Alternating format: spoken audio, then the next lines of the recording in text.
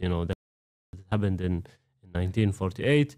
It kind of continuing basically until today, but in different forms, in different, they're using different terms, different law, but in the end of the day, it's about stealing our land as Palestinians and give it to those settlers and building more and more Israeli settlements and outposts, and all the time talking about annexations, not annexations.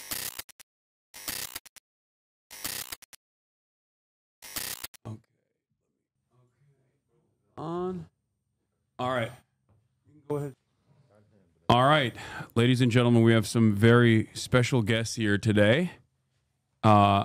Here, I'll play the trailer first and foremost for No Other Land. Okay, for those of you who haven't seen it yet, No Other Land is a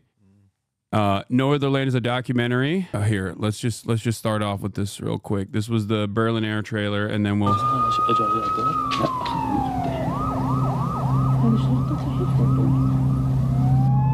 Thousand Palestinians face one of the single biggest expulsion decisions since the Israeli occupation of the Palestinian territories began.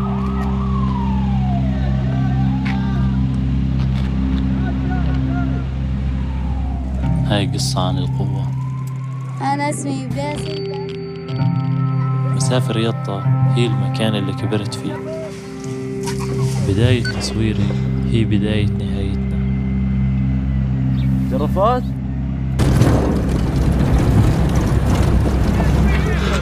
أنا متسلم ادخل!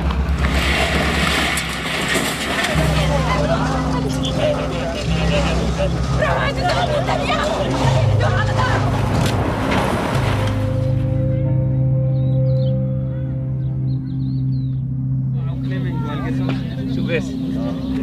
شو الوضع؟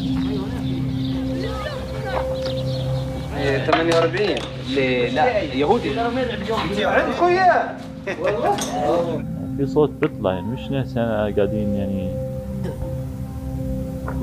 فيش بني ادمين. شوف دخلوا.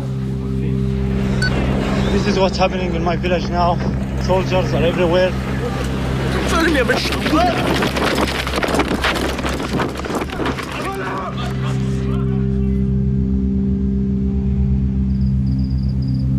يكون كثير حلو إذا بصير استقرار. بعدين انتوا بتيجوا تزوروني مش انا بزوركم ولا لا؟ لو انت مكاني شو بتسوي؟ Documentary is called No Other Land.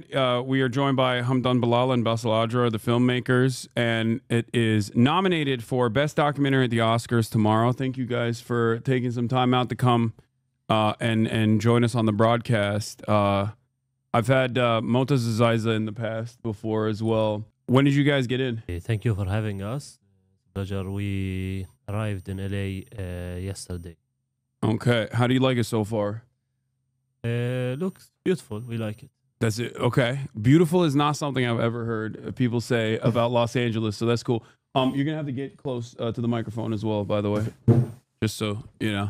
It's a complicated process, but do they want to hear something? No, it's Ramadan chatters. They're fasting. I'm a bad Muslim, so they sorry. So they think, you know, they want me to be polite and give you guys. Wait, is there buzzing on one of the microphones? No, there isn't. It doesn't. There's a buzz or high pitch when the orange microphone is used. Wait, really? Wait, can you speak into it? Hello? Hi? It's fine. No, I hear it. Okay. Well, regardless. All right. Well, I don't know how to fix it. So it's it's really bad. It's a small buzz. Okay. I don't know. I don't know how to fix it in real time. Sorry. So it might be a little bit. It's fine. Okay. Regardless, there's there's 30,000 people watching right now, so they're going to be very annoying. I'm just letting you guys know.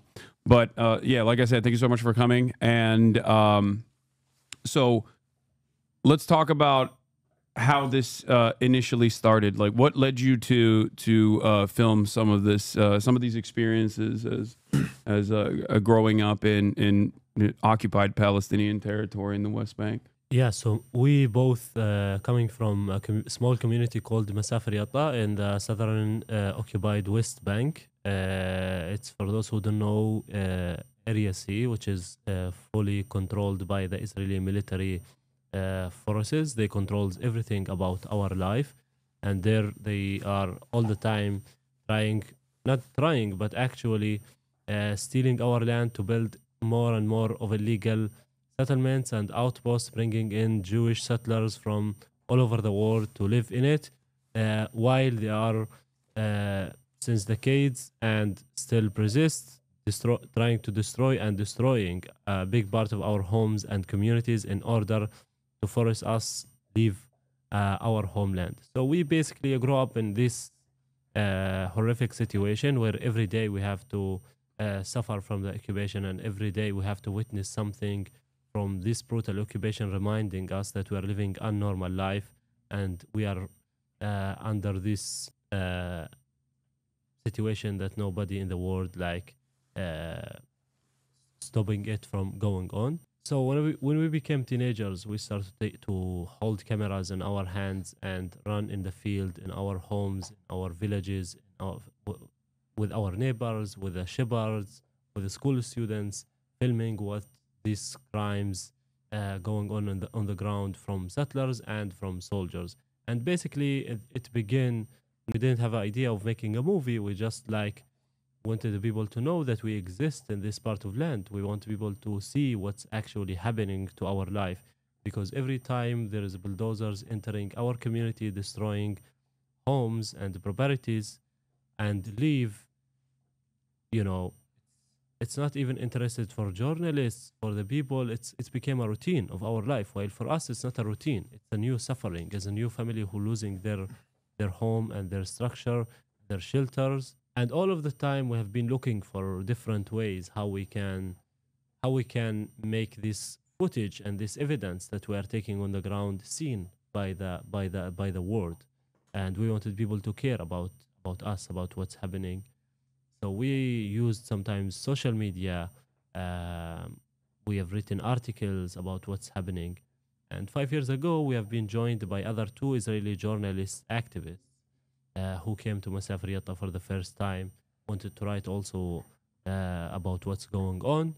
And it became interested for them, and they want to come more and more. And in the first few times we met Hamdan, who actually was the first one who mentioned the idea, guys, what do you think of we can make a documentary out of all the footage that we have? None of us actually has experience in doing a long documentary, but we decided, the 4 of us, and agreed to go and take this experience and journey together. So we started 5 years ago. It was a lot of challenges, sometimes fun, a lot of troubles, facing physical violence and threats and pressure for our work. And last February, for first time, we have screened and premiered. Wait, it's cutting out a little bit. Yeah, you gotta get really close into the microphone. Sorry. Yes, fine. And Berlali was the first step and first time we premiered No Other Land. And it have been 1 year, and now we are in LA, nominated for the Oscar as a best. Yeah. Wait, let me also. Let's see. I'm trying to plug it in and unplug it and then replug it. Maybe it'll fix it. Sometimes. I think we can do this. Sometimes. Okay, we can do that too. Hold on. Here, try it again. Hey, hello. Can you guys hear him? Is it better, or does the green one?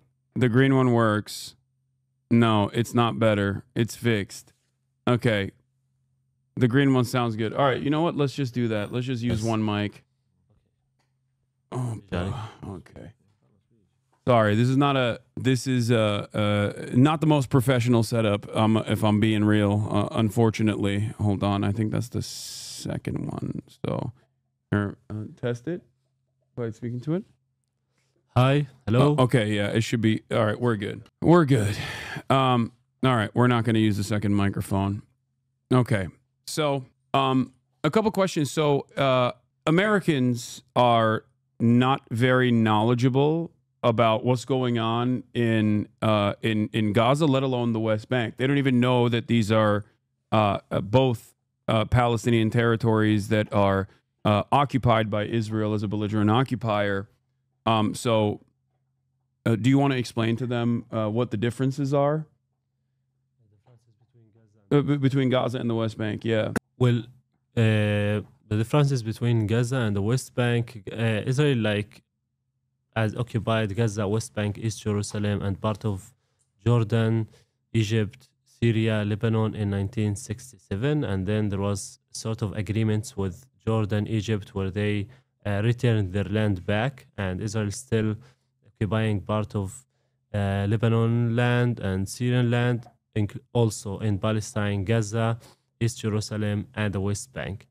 And in the beginning of the 80s, or in the middle of the 70s to the beginning of the 80s, they started building settlements and bringing, first it was military occupation, and then they started building settlements and bring in Jewish settlers, civilians to live in those settlements after they steal land from the Palestinians. And it continued in this way, with a lot of sufferings for sure, because we live under a foreign military control that try to as much as they can to push us out of our land, as we call it as Palestinians, ongoing Nakba, because the Nakba continue but with different methods. The catastrophe that happened in 1948, it kind of continuing basically until today, but in different forms, in different, they're using different terms, different law, but in the end of the day, it's about stealing our land as Palestinians and give it to those settlers and building more and more Israeli settlements and outposts, and all the time talking about annexations, not annexations. When Trump was a president in the last term, he, for example, gave Israel or announced that Hayat Golan, it's Israeli land, and also make East Jerusalem as the capital of Israel. And this is how Israel is creating facts on the ground until the international community will be forced, or America will help them and would be forced to accept that this became Israel. So all the talk about two-state solution today kind of dead, because there is Israel changed all the facts on the ground. They divided Gaza from the West Bank. We can't go to Gaza. People from Gaza can't come to the West Bank. It's totally divided. Israelis control all the borders around the West Bank and around Gaza. None of the Palestinians can go out and enter without permission of the army. In 2005, Israel withdrew from Gaza and took the settlers that were living there, but kept Gaza under Israeli control. All the borders were controlled. People in Gaza were under besieged for 17 years, but they continued in the West Bank to until today, building more and more settlements and checkpoints and roads, military bases. And basically this, one of the reasons is to prevent us as Palestinians to have our own independence. Yeah. And my analysis on it is that Israel kept purposefully utilizing a two-state solution that they were not really interested in the so-called peace process, in an effort to continue pushing it down the line further and further. And in some instances, like Netanyahu, for example, was very forthcoming, very honest about it too. He would say it's never going to happen, or that we're not interested, or I'm going to push it back. While simultaneously, the number of settlers in the West Bank grew to now 750,000 over the course of the past 3 decades. Yeah. I mean, there was also agreement that where the Palestinian Liberation Movement has signed it and decided to become a Palestinian Authority. That's because America played a role and a key to have agreement and to create two-state solution. And that's what the PLO agreed to and signed in and became a Palestinian Authority and recognized Israel as a state, while Israel did totally the opposite. And totally opposite, I mean, did not recognize Palestine as a state and kept the occupation and kept building more and more settlements and outposts and escalated the situation until today. And the thing that why Israel was able to do this, because the US were the key player on this and make the Palestinian Authority or the PLO sign such an agreement that they will guarantee it, and they would prevent Israel from continue the occupation and building settlements and outposts. And what happened all the past 30 years, totally the opposite, where Israel were allowed and supported and funded and got military support as much as they want to continue of the building of settlements and outposts and put Gaza under siege and checkpoints in the West Bank and all the crimes that have been committed, and they have no one single consequences. And America, Europe, that allowed this to reach until today, because Israel were only receiving some condemnations on social media, statements here and there, but no actions on the ground to stop Israel from moving forward of like with its apartheid system to kill the two-state solution. And at the end of the last year, there was a law that passed in the Israeli parliament where they directly and clearly and fully said there will never be a Palestinian state. Yeah. And the world is silent. Yeah. Do you feel like things have changed post October 7 in terms of a lot more recognition coming from the Western world in terms of like understanding the position of Palestinians? Because at least like I'm Turkish. I grew up in Turkey.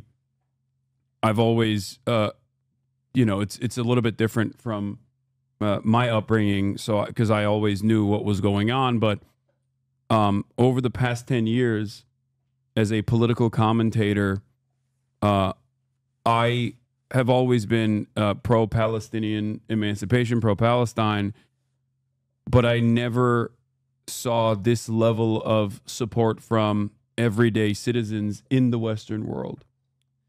This is it does seem like there is a somewhat of a tide shift in that regard.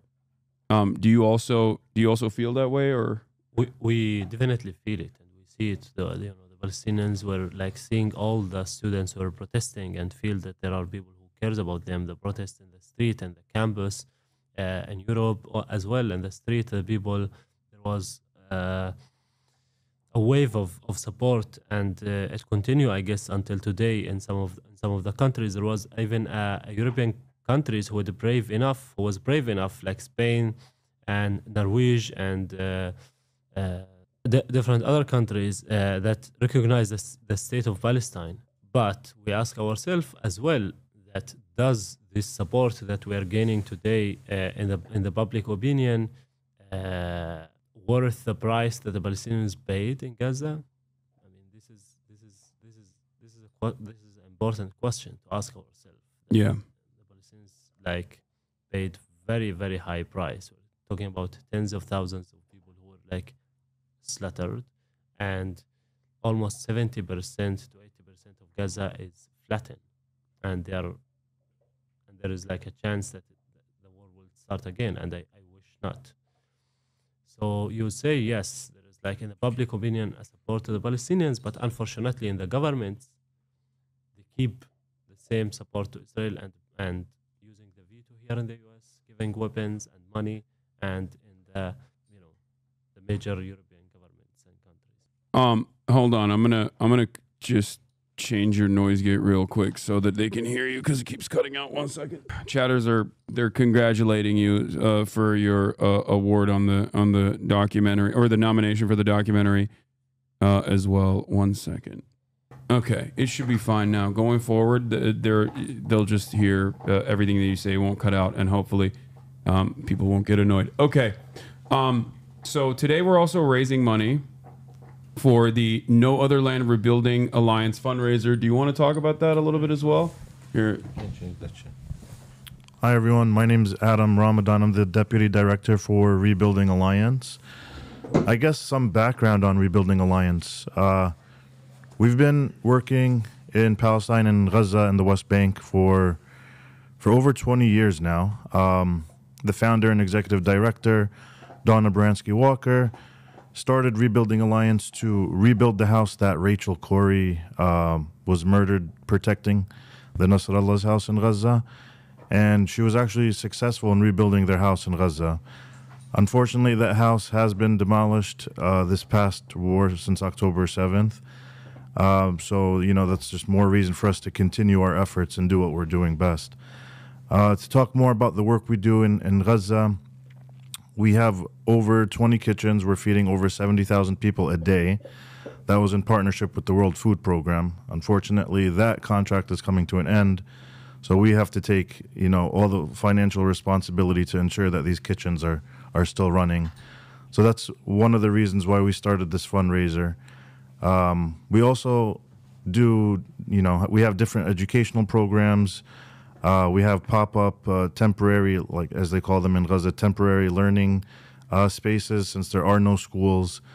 We do hire teachers that worked as teachers to help, put together any kind of program to ease the situation of the children in Gaza at this moment. We've had partners prior to October 7th that's been running, community kitchens and running programs to support social health like that. So, and also in the West Bank, the work that we do in the West Bank, specifically in the Hebron Hills.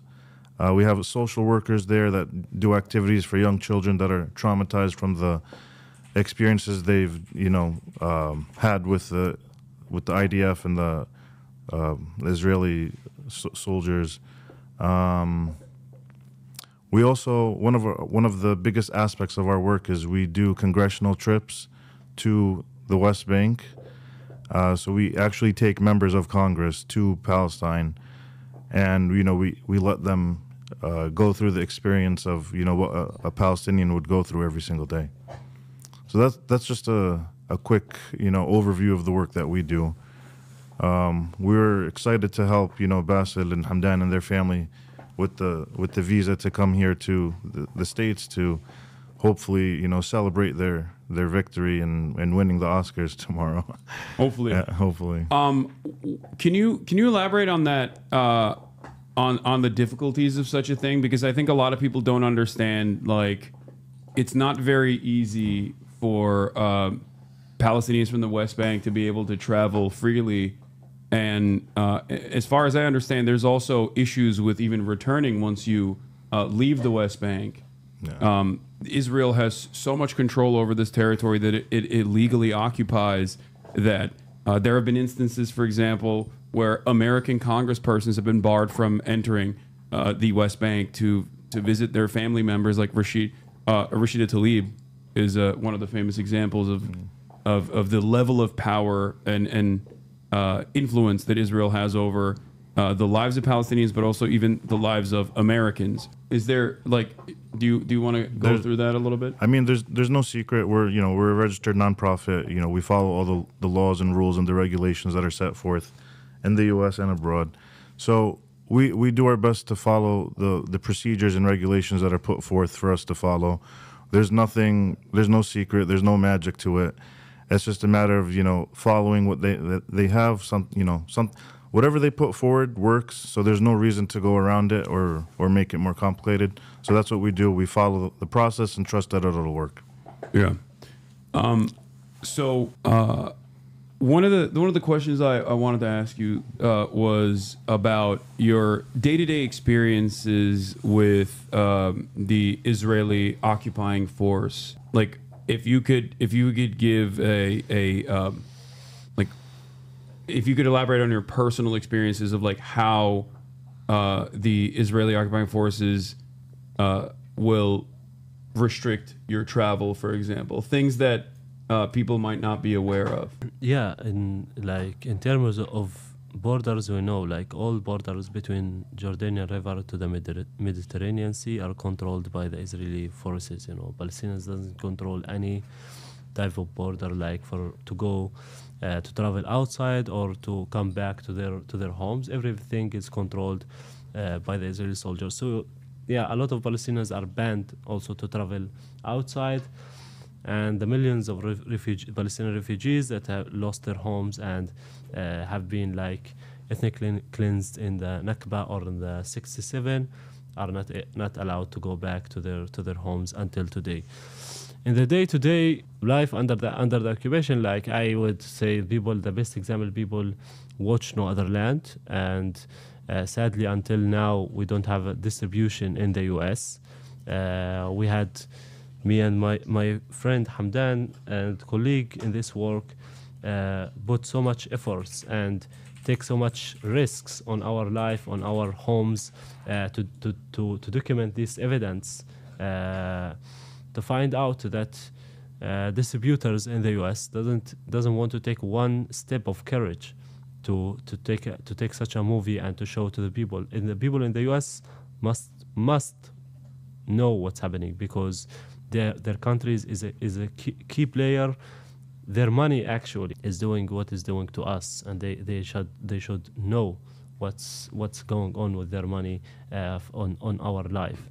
Why a village like mine can't have clean water pipe to drink a water, or we can't build a school or electricity, or Hamdan, for example, has home demolition order on his home and can be destroyed at any moment today, and actually the whole village where he lives, and this is sad that the people until today does not know what's going on or what's their government supports.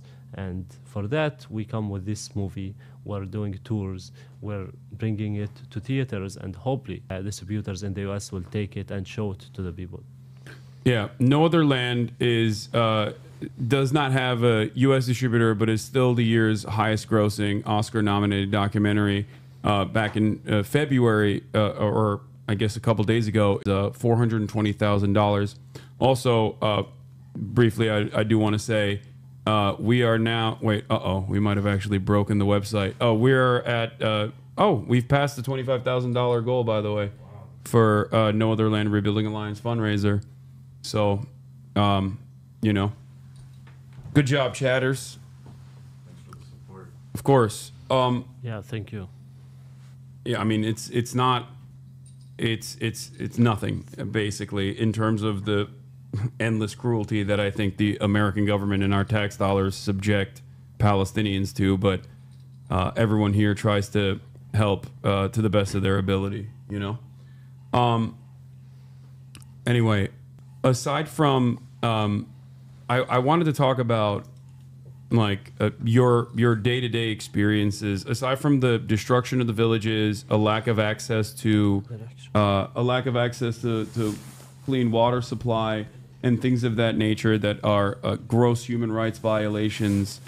What does that do for your psyche in general? Like existing under a foreign occupation on a day-to-day basis, like having no legal recourse, for example. Yeah, in the beginning, this is like our land, so we have to be strong, and you feel you are in your land, and you are we are under occupation. We understand that, and there is no moment you feel you are safe. And when you grow up and under these laws against the humanity from the occupation, your experience, it's like born with you. You grow up to think how you'll live under the occupation.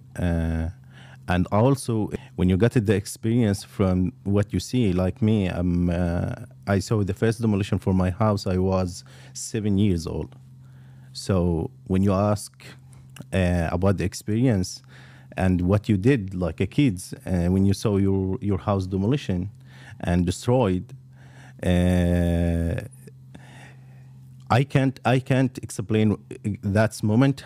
And when I saw everything, my tent, my kids, they destroyed it, and I saw my family, it's like outside, become homeless. But after it's like 1 hour, 2 hours, when my dad, he came to me and he started to spoke with me about the house. He started to tell me, okay, they will destroy the house, I will rebuilding again. So that's from this people that came, how the trust, and also it's like thinking all the time there is a hope. We will get it, inshallah. So and also when we spoke about how we live without clean water and without food or something, no, we have it's like different ways, yeah, but it's like we will digging in the ground and makes like well water and collected the rainwater, and step by step it's like became clean. But another thing also, the Israeli occupation, they didn't let us also it's like digging the water well.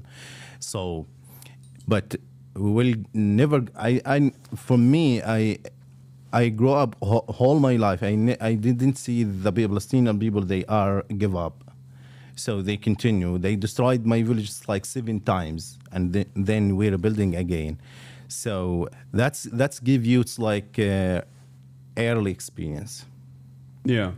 So you're saying that it starts off instantly when you're a child, basically, and you recognize the cruelty that the Israeli government is subjecting the Palestinian people to, but you persevere and you just kind of find a way and continue to still alive. Surviving. Yeah.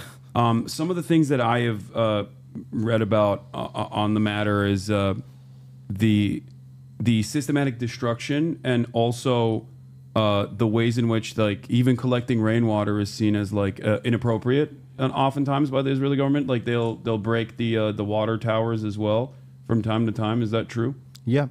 Yeah. There's many times and destroy the wells too. Yeah, destroy the water walls. Destroy the network by water.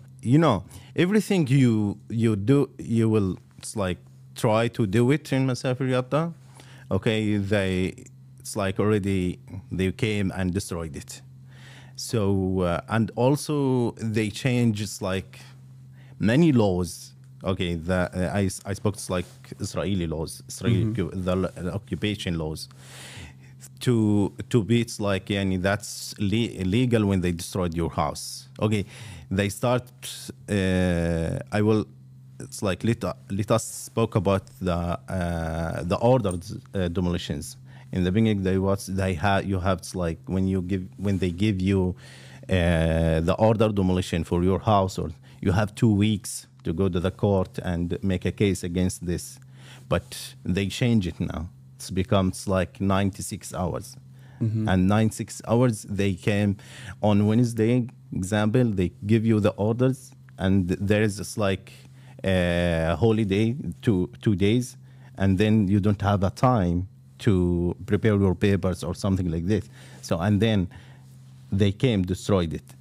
So they destroyed just like everything you try to building, everything you if you want like digging water well or network water, they came and destroyed it. And not just destroyed it, after they destroyed the network, they confiscated the pipes with them.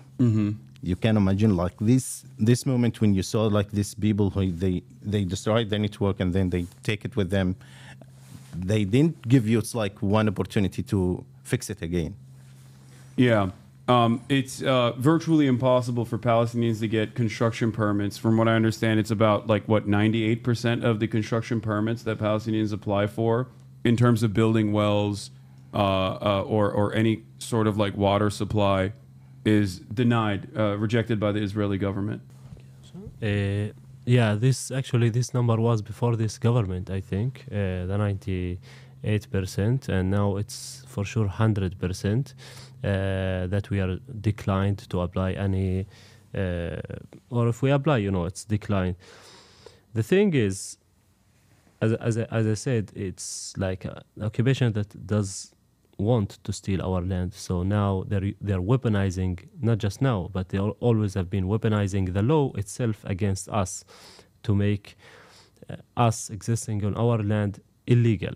Like illegal to build a home or a school or a clinic or a street or water pipe or electricity, to have any life requirement that we build on our land. They will say it's illegal and they will come to destroy it. And the Western world, mostly was and still unfortunately buying these lies that it's Palestinians doing illegal stuff. We are enforcing the law, but the law actually is written by Israeli commander, you know. And in this game, soldiers, court, government, settlers working hand to hand, and it's completing. They complete each other for one goal, which is to legalize the Israeli settlements and outposts and settlers projects, and to legalize anything about us as a Palestinians living in this land. And talking about Area C, Masaf Riyadh is part of it. It's 60% of the whole West Bank. So for that, they are like transferring or forcibly displacing us from our homes and taking it for the interests of settlements and settlers. But in the long term, you know, for that to annex it for the or now maybe Trump will announce to the annexation in one of his speeches. And it's sad because for a long time, as you know, the Western media, they were biased, you know, there was not a real cover about what's going on the ground, and they buy what the Israeli, for example, army spokesperson would say, okay, they destroyed the school in this village, why you destroy it? Because it's illegal. And our narrative was not heard, and we don't have almost a place to talk about our stories. Now it's different nowadays. We have we have people like beside us, people like you talking about Palestine. We are making this movie, and other people around the world are talking up and speaking up about what's happening. But so far, unfortunately, we are not winning on the ground because everything is dropped fast to be worse and worse. As you know, like 2 days after the ceasefire took place in Gaza, the Israeli occupation forces announcing a military campaign in the West Bank. On Tubas refugee camp, Jenin refugees camp, and Tulkarem refugees camp. So far, they displaced 50,000 people out of their homes, and they're like burning some of the homes or like blowing them up and destroying them. As well, the whole West Bank under a siege. Like we used to travel from the southern part of the West Bank to get to the border, and worst case would be 3 hours. Today, the best case would be from 7 to 10 hours. There is checkpoints almost in every entrance to village, to a town, to a city, and each city from the another is divided with the metal gates. Soldiers are there 24/7 on these gates. You would see thousands of lines of cars waiting and being humiliated. My brother, who came and traveled for the first time in the US, want to join for the ceremony tomorrow. He was stopped at the checkpoint. They checked his phone by chance, and they found that in TikTok he uploaded one video from Masaf Riyadh. They forced him to wait in the checkpoint and to be detained almost 3 hours and to be humiliated and attacked by the soldiers. And this happened to thousands and thousands of Palestinians across the West Bank since October 7th, to humiliating people for posting any political thing, or to have like a flag of Palestine in their car, or like wearing a shirt that have anything politically Palestine or something. So we're living really in very difficult situation. Yeah. That it never was like this. Yeah, I mean, difficult is right. As far as I understand, they've also completely shut off Tulkarem. Like they've bulldozed the entry points into Tulkarem, and are likely gearing up for even further incursions into it with I guess. And Jenin, like they brought tanks that since 20 years it didn't happen.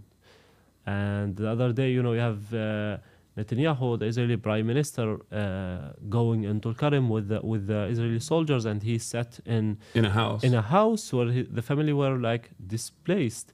And for us, it's shocking. Like this person have arrest warrants from the International Criminal Court, and he's still able to come to the U.S. and talk about democracy and about law and about human rights, and he's hosted. I mean, this is really crazy and insane. The hypocrisy today by some of the Western governments and in the U.S. It's not anymore undercover. Yeah. Now, in order for Western audiences to understand, imagine if Vladimir Putin Yeah. was sitting inside of an Eastern Ukrainian home and saying like, oh, this is our new military bunker, and it's just the home of a displaced Ukrainian person, and they're just kind of sitting there and Or- openly flexing. Yeah. Or come to visit the US and the president to give him a chair to sit. Yeah. Oh, that too. Exactly. I mean, exactly. That would be unimaginable. I mean, that's not even a thing. Well, I think that it is. It's mostly because everything that Israel is doing, it's doing for America. Like, I think that this dynamic exists not only because a lot of wealthy donors have given Trump, including Miriam Adelson, who's given Donald Trump $100 million, and Sheldon, before he died, gave last time around hundreds of millions of dollars to the Trump campaign. But beyond that, I think America uses Israel as a military base to dominate the region, and seemingly they see Palestinians as getting in the way of Israel having complete control over the region. Yeah, I mean, it's insane how Trump sometimes would use words that Israel is too tiny or too small and should like make it bigger, or like we will take Gaza, we'll like displace 2 million people. From there, like people like Netanyahu and others in the Israeli governments and the army motivated more. Even these things are in their minds and they're working in it. But today they got the president of the most almost power on the world backing them in these crimes and calling them in very clear way, you know. Yeah. And you know, haven't shaken away from the unlimited support that they've given to Israel, including sending bulldozers as well, and another $3 billion of weapon shipments that Donald Trump gave to Israel without congressional review 2 days ago, yesterday, while also telling Zelensky, you know, go away, you know, kicking Zelensky out of the White House, while simultaneously saying like, we're America first, we don't have enough money for Ukraine, and then turning around and giving Israel $3 billion on the same day is pretty obvious where America's attention is, and what they want to allow Israel to do. Having said all of that, where do you foresee all of this going? Because there are some people who think that there is if Israel, without forcing every single Palestinian away from the West Bank or away from Gaza, and that's virtually impossible without a complete full-blown Holocaust style activities, would have to bring the Palestinians into Israel, like with citizenship. And then that would make it impossible for them to deny the apartheid. Do you feel like that's the worst case scenario? Like, is there? I don't think Israel will do that, and if they will do that, it's still apartheid system, because the apartheid system exists between the river to the sea for all the Palestinians in different levels, for sure. The Palestinians who hold even Israeli citizenship under the system, because in the end of the day, Israel sees them as Palestinians and they treat them in that way. A lot of demolitions happening inside the Green Line for the Palestinians that having Israeli citizenship in the Negev, a whole communities. Yeah. One community called Al-Araqib, over than 250 times have been like bulldozed.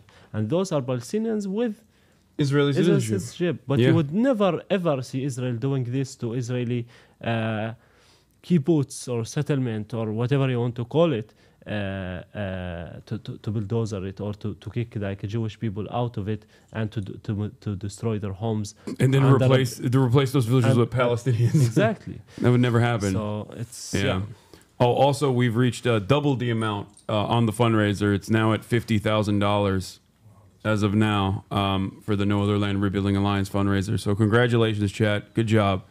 You're making me a little proud after all the annoying things that you were saying initially about the audio and the microphone. So, you know, we might not be the most professional system here, but we make do.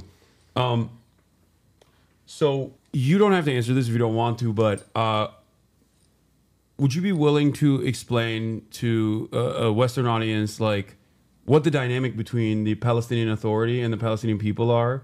Because from my estimation, it seems like the Palestinian Authority in many instances is operating as a part of the Israeli security apparatus, operating sometimes alongside Israel. Yeah, so the Palestinian Authority was founded because, like, according to Oslo agreement, and this agreement should have been like terminally, and then Palestine should be a state, you know, where it has to control all the area, East Jerusalem, West Bank, and Gaza. But in the agreement, they divided the West Bank to Area A, B, and C. Area B, where the Palestinian Authority should have the full control. In Area B, they control the civil parts of the Area B, and Area C is fully controlled by the Israeli military forces for 5 years, and then Israel should withdraw, and all this, the West Bank should be one area controlled by the Palestinian Authority. Unfortunately, you know, Rabin was killed. The Israeli Prime Minister Netanyahu became a minister, and he stopped this and say we are not working on this with this agreement, and we will not withdraw from the West Bank until today. In fact, they, as we know, kept growing these settlements and outposts, and he created a fact on the ground. It was like what was there, he kept it, and he changed the facts on the interests of his government, his country, his people, for the settlers in the West Bank. And the Palestinian Authority unfortunately accepted and continue to deal with the facts as much as they change on the ground, which is bad for the Palestinians. And until today, until they became very powerless in front of the Israelis, you know. Mm-hmm. And the fact that anytime the Israeli army want to go in Area A, and they does, before October 7th, every night there is invasions by the Israeli military forces toward Area A and arresting people from their homes, and no response from the Palestinian Authority.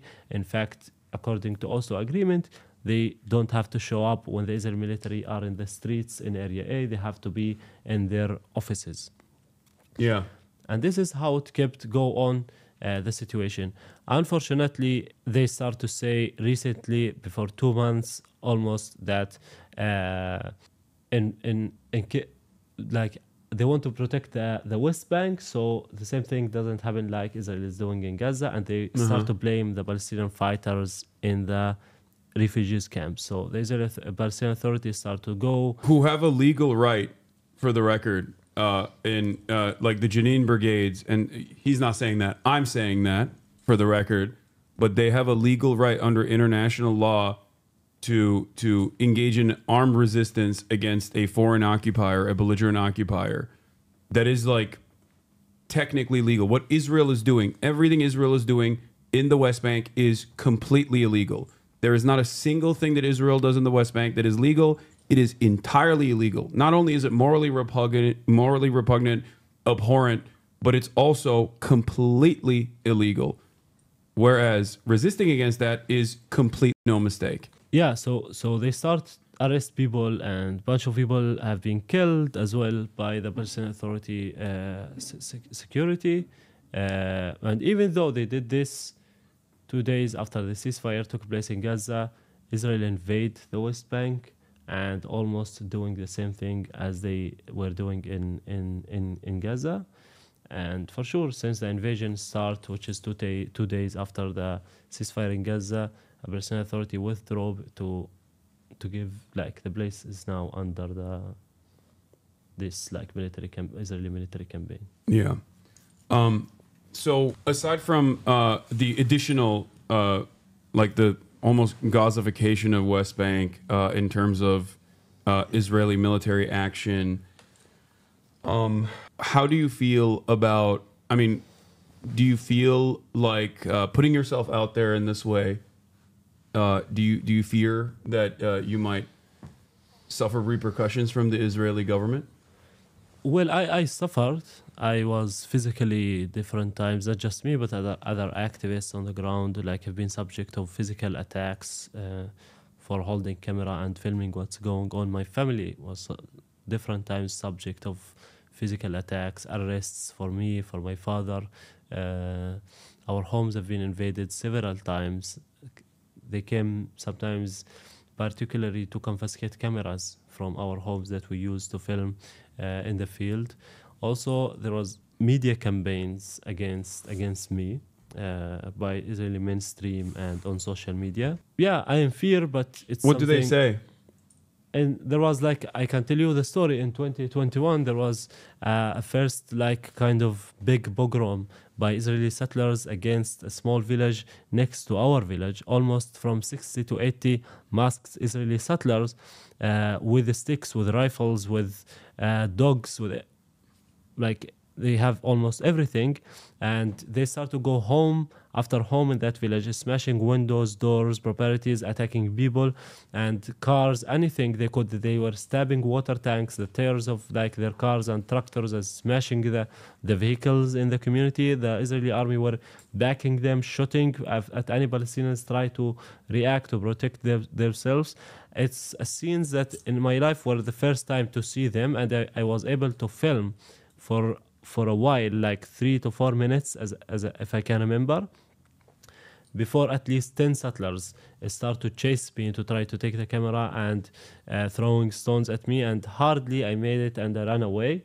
And I saw families, like women and children, like fleeing from their homes while settlers continue to destroy the community. These settlers were able to flip to upside down one of the vehicles, while soldiers are watching and waiting for any Palestinians to approach to shoot at him or at her. And that was for almost 1 hour, the attack, before more Palestinians joined and start to call the police. We're calling the police, but they start to arrive and more forces, and in kind of the situation were calmed, and settlers start to walk back to the outpost after they almost destroyed everything and hit one 3-year-old child with a rock in his head, and he was seriously attacked and transferred to the hospital. In that moment, what happened, there was like one of the tear gas starting a fire on a wood that the family collect for the winter, you know, because we use a stove of like for the winter fire stove. And I called the soldiers that there's fire here, you have to stop it. They ignore me and walk, and then I start to shout at the guys from the community to bring water, and they get water and start to run. Soldiers came and they start to tell me, you start the fire. I tell him, you start the fire.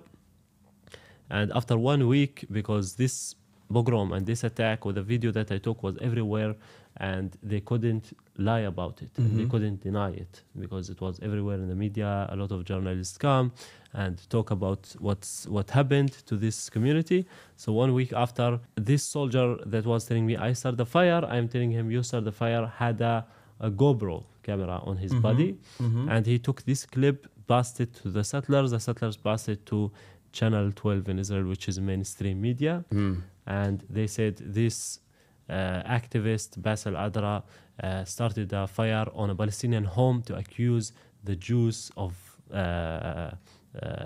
when they victimize themselves, they don't mention Israelis, the Jews, started the fire. And in fact, there was no fire at any home. The fire were like in a wood, a place. And this is like made me a subject of virtual attacks by like Israeli like journalists and like, settlers and right wing and all of this. Yeah.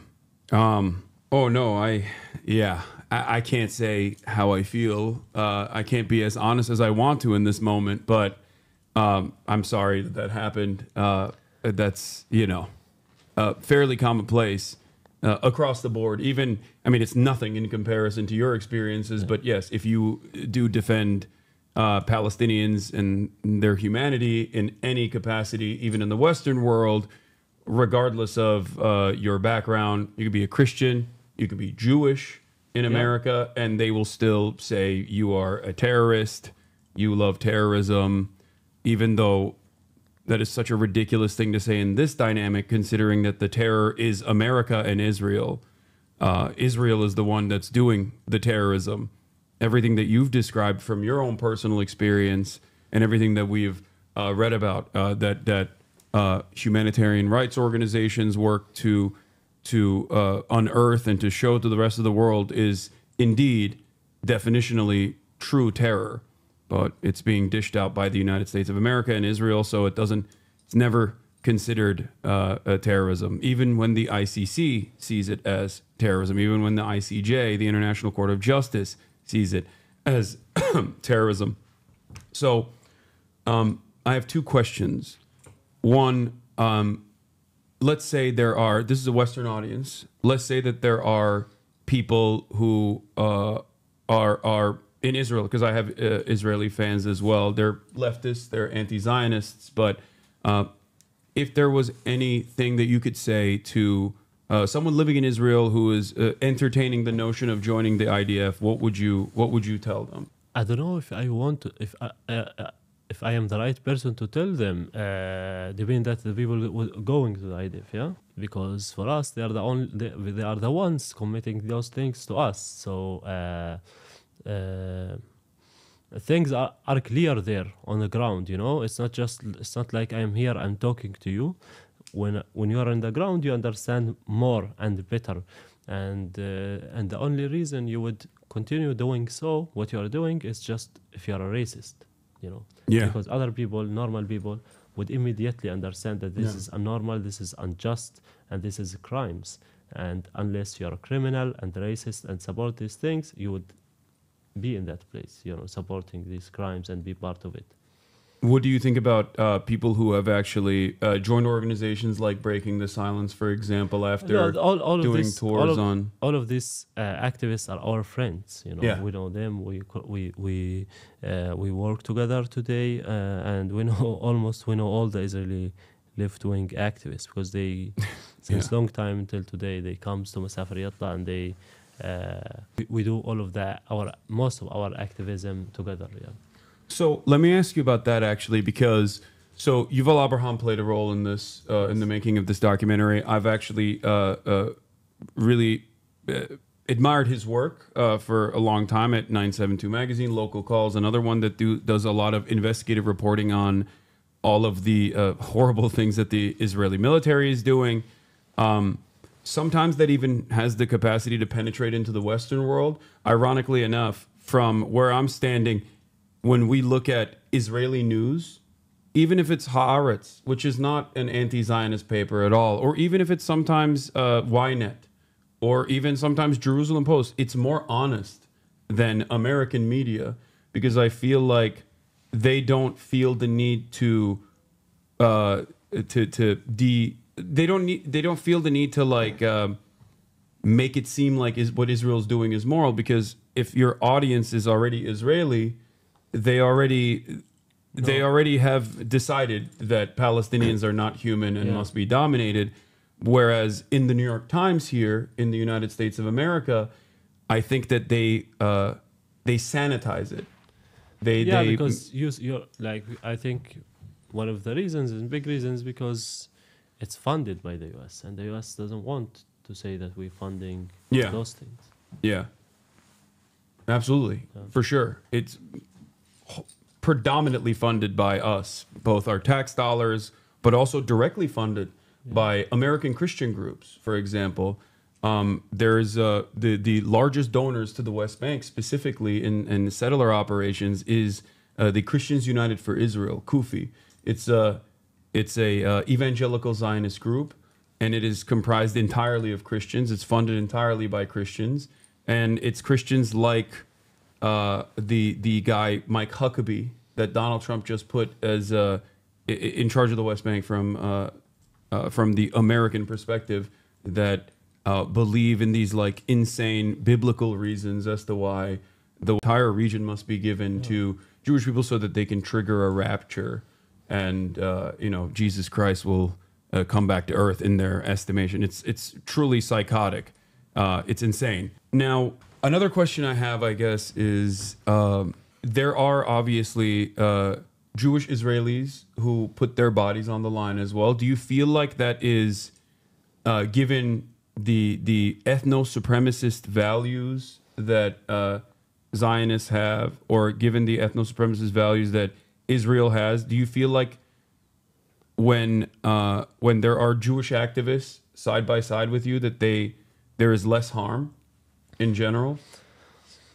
Well, they sometimes been attacked and arrested a lot of times, but we are the like they don't face what we face as the Palestinians in most of the cases, because in the end of the day they have the privilege because they are Israelis. They are like, some of them are our friends, and we talk every day and we work together and go to the field. But still, they are Israelis. They know that they have the privilege.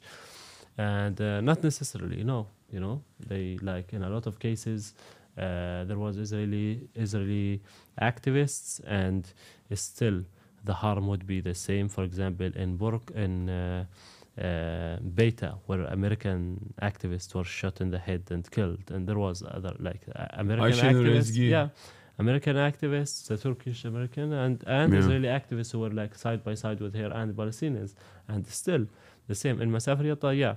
Almost all. Sometimes it would make the harm less, depends on the situation, but sometimes, most of the times, no. Settlers would come to commit a pogrom and to burn homes or attack people. They would keep doing it even if they see Israeli activists. The Israeli Prime Minister's office says Israel agreed to a U.S.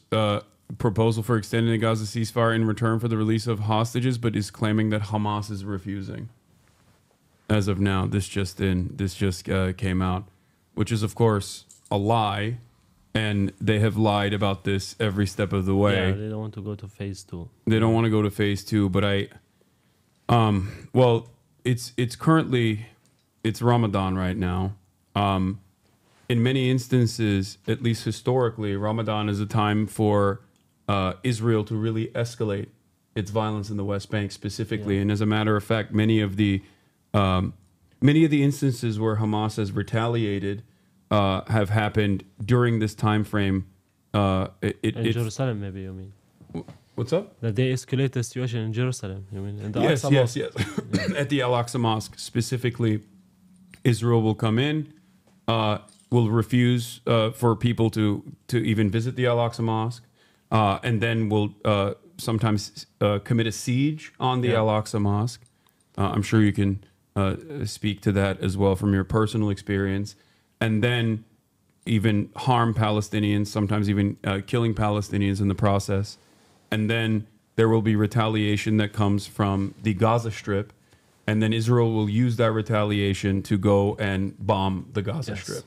This is usually how this process works. Having said that, this time, considering that there has already been a siege in Gaza, and ethnic cleansing that has been happening in Gaza, and Israel is already focusing its efforts on the West Bank, how do you think that this Ramadan period will play itself out?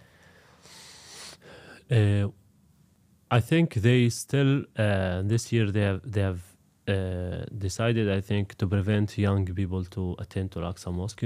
For the audience, the people that's watching us, we are from the West Bank. We can't go to the Aqsa Mosque anyway, because it's technically inside the wall, the separation wall, and we need a permission that we will never get to go there. So Palestinians from the West Bank don't go to pray in Al-Aqsa Mosque. In the previous years, some of the people would have permissions and exceptions to go pray in Al-Aqsa Mosque, and most of the escalations would happen with the prayers in Al-Aqsa. Today I see, and most of the Fridays, actually, since the beginning of the war, Israel is preventing young people to attend to prayers in the Aqsa Mosque. We're talking about people from East Jerusalem and 48, from inside the Green Line, not the West Bank. We are at all prevented to go there. And I think today in Ramadan as well, they're preventing young people to attend to the prayer, only from 50 and up that can go enter pray in Al-Aqsa Mosque. They see in this a chance, that they can now control and change the situation in Al-Aqsa Mosque as well. Yeah.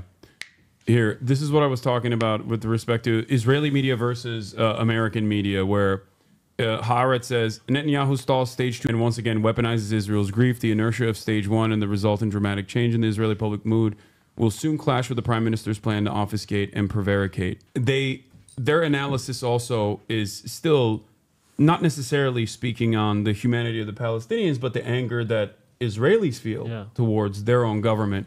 But then you look at the American news, and it says Hamas rejects Israel's request to extend phase 1 of Gaza ceasefire. Yeah. It's bullshit.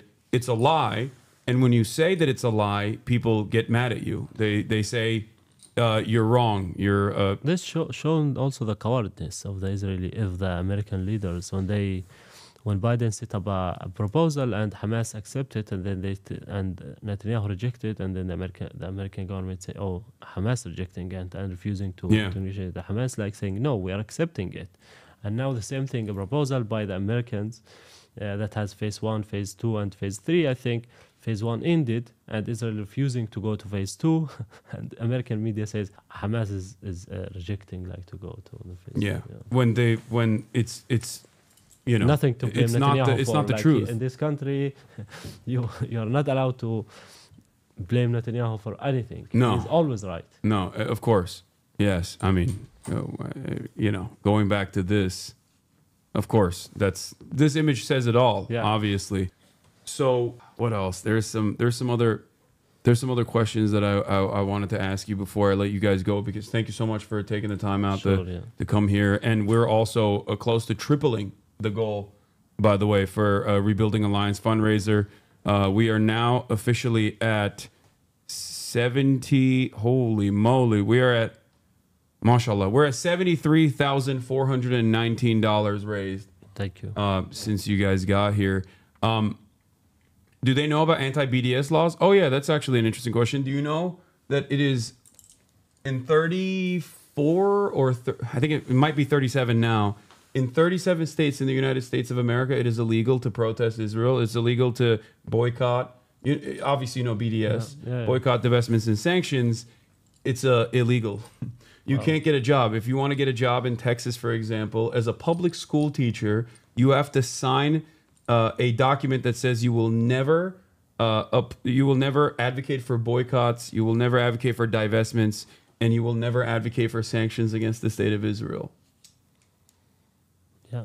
It's insane. Sad, insane. This is why, in spite of all of this, and in spite of the media blackout, and in spite of the abject lies that Western media tells, I still look at everything that's going on, and I still see the genuine attitude shift and the momentum in the direction of recognizing the humanity of Palestinian people as still a sign of things to change.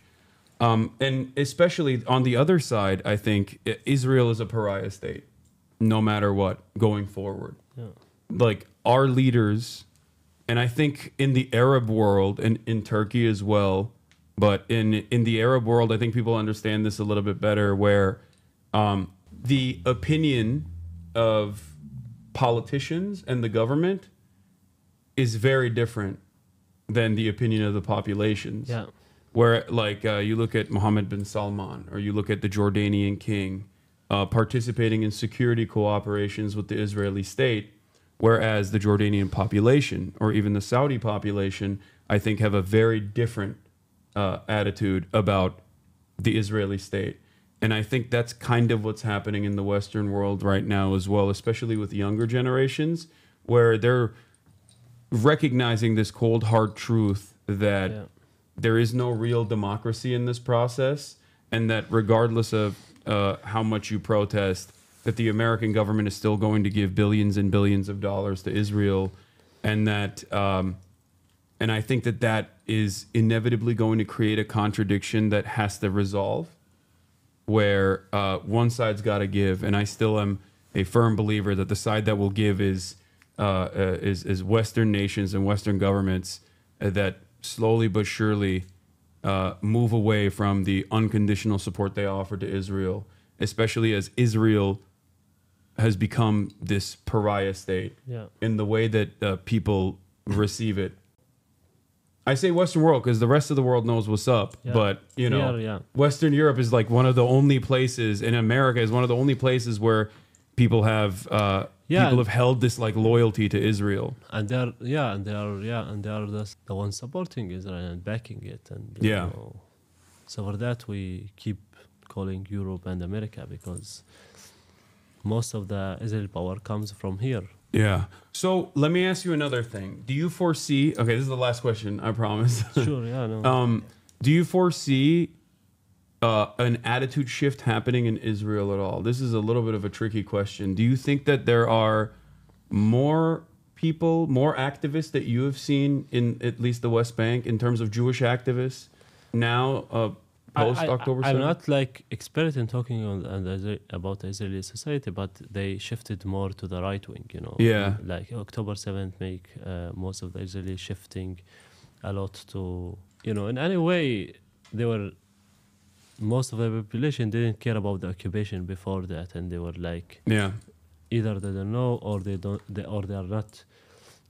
want to know, you know. They don't want to open their eyes because they are living their own life and busy with it, and doesn't see what they are doing to us after the wall, and they don't mostly cross the wall to come to the West Bank.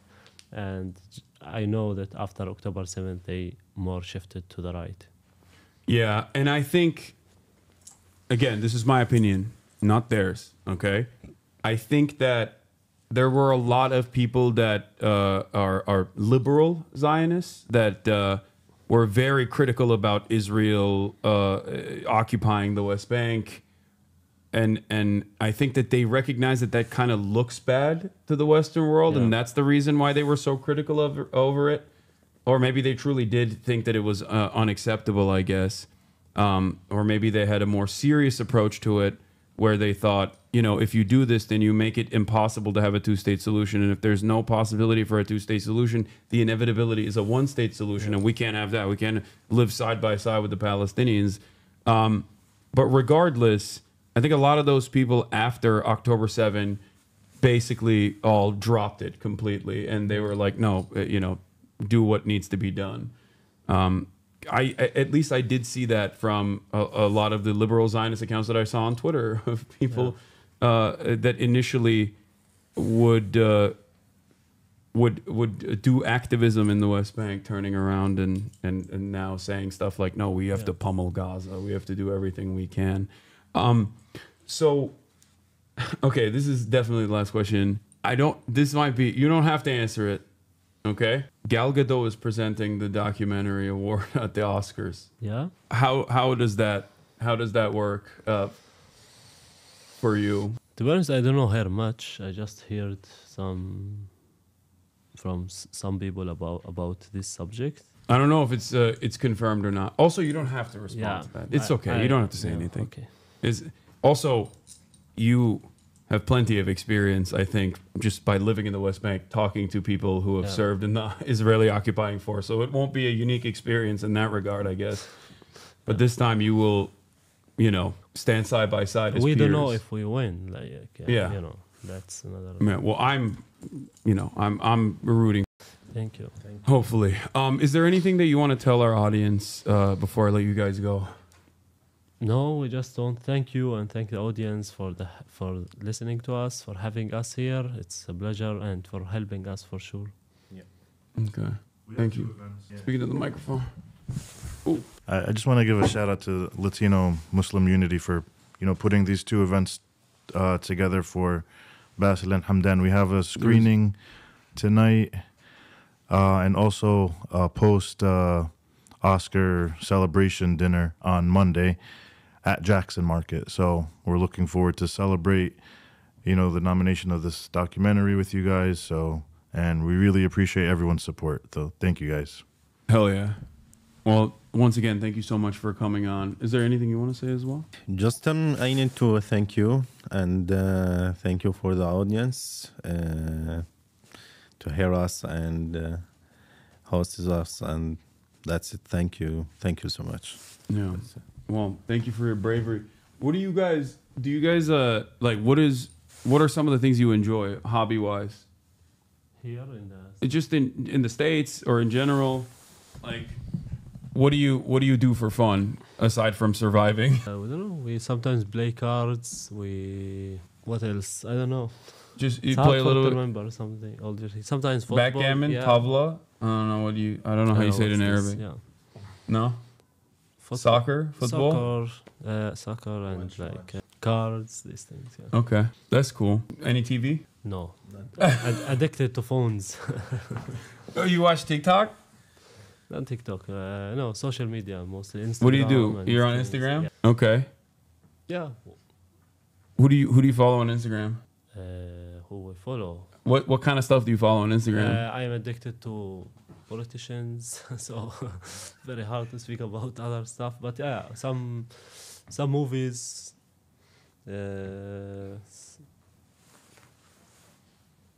Okay. Yeah. All right. I won't bother you anymore. We're fasting and very hard to remember. No, everything. I know. Thank you so much once again. All right, everybody. No Other Land, 2025 Academy Award nominee, Best Documentary Feature. Inshallah, tomorrow. Inshallah. We'll see what happens. But yeah, once again, thank you so much for coming. Sure. This was a real honor, and thank you for existing, and thank you for the work that you guys are doing in general. Sure, thank you. Yeah.